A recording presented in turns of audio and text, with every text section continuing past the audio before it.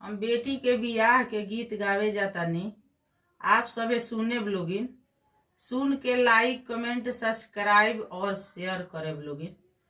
अरे रोई रोई आमा हो हमारो झापियो साजे हो चलली।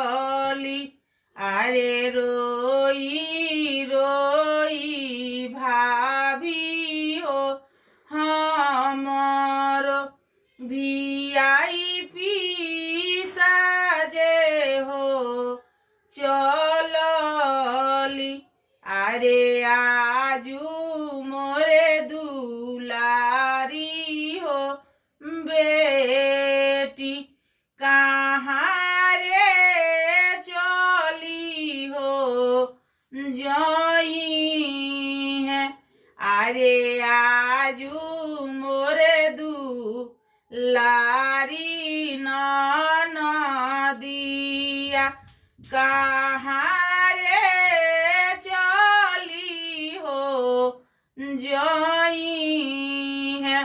अरे रोवेले कवन हो पापा मुहे देईरू मलिया।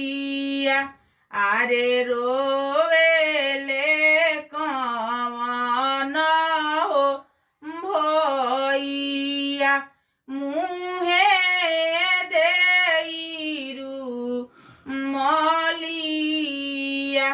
अरे आजू हमारो सुन हो भइले आंगन से हो घरावा।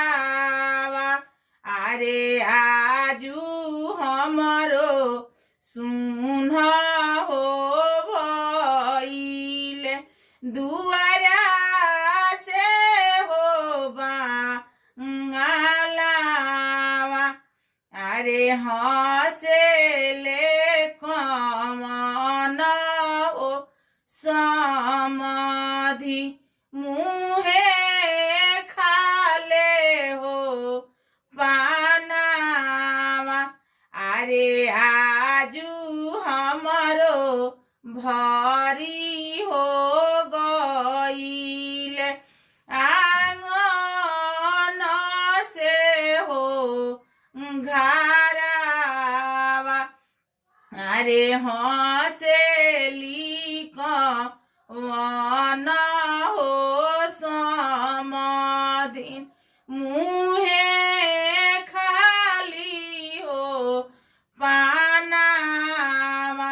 अरे आजू मोरे बहुआवा हो आई है लक्ष्मिया बनी हो जई।